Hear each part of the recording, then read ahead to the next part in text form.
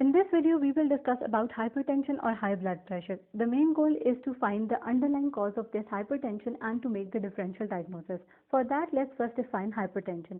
An individual is said to be hypertensive when there is a rise in blood pressure greater than 140 by 90 millimeter of mercury on 3 or more readings at least 1 week apart. Coming to the causes of hypertension, there are 3 main causes of hypertension.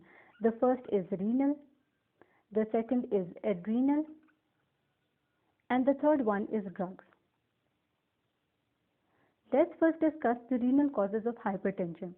So any infection to the kidney such as in glomerulonephritis or chronic pyelonephritis or damage to the kidneys in case of diabetic retinopathy causes hypertension. Same is the case to ischemic compromise of the blood to the kidney such as in renal artery stenosis. In adrenal causes, there are 2 main syndromes, the Cushing syndrome and the Conn syndrome. In Cushing syndrome, there is basically an increase in the level of adrenaline, and so is in pheochromocytoma, which is basically a tumor of your adrenal gland. Whereas in Conn syndrome, it is also called as hyperaldosteronism, that is, there is a marked elevation of aldosterone. Acromegaly, which is the giant people, they have also reported hypertension.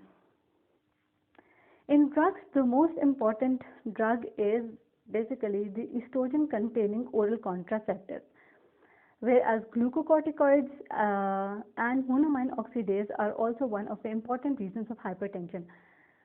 In cardiovascular system, the coarctation of aorta, which is basically the obstruction of your aorta, also cause hypertension. But this hypertension is usually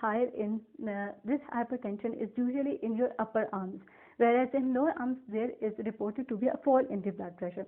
The other causes include pregnancy associated with eclampsia or preeclampsia. Let's give a brief overview to the mechanism of this hypertension. So in renal hypertension, basically your kidneys have the tuft of the blood vessels which are called as the glomeruli. The function of this glomeruli is to filter excessive toxins and excessive fluid from your body. Any infection or damage to the kidney, as already discussed in glomerulonephritis, diabetic nephropathy, or in polycystic kidney disease and pyelonephritis, cause damage to these glomeruli. So injury to these glomeruli causes a decrease in the GFR. So there will be retention of the salt and water, and this retention causes hypertension or raises your blood pressure. In adrenal causes, the Cushing syndrome, there is an increased level of adrenaline, and so is in pheochromocytoma. This adrenaline causes increase in your heart rate, which causes increase in the cardiac output and which causes high blood pressure. In hyperaldosteronism, basically there is renin-angiotensin system in your kidney. This renin-angiotensin system causes increase in the aldosterone, and this aldosterone acts on your collecting tubules and causes retention of salt and water, which in turn causes increase in the blood pressure.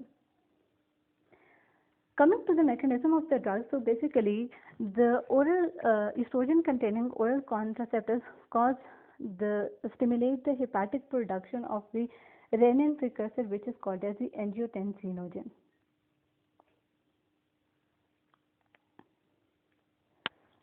Whereas the corticosteroids cause the overstimulation of the mineralocorticoid receptors.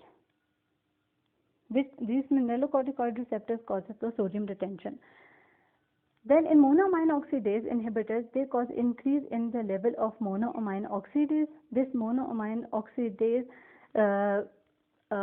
in monoamine oxidase inhibitor, there is a decrease in the level of the monoamine oxidase, so there will be a decrease in the breakdown of tyramine, and elevated level of the tyramine cause elevation of your blood pressure. As already discussed in coarctation of aorta, usually there is high blood pressure in your upper arms but low blood pressure in your legs and ankles. In pregnancy-induced hypertension, the cause is not known, that is, it is idiopathic hypertension, which is associated with the proteinuria and fits as in eclampsia and pre-eclampsia. Thank you for watching.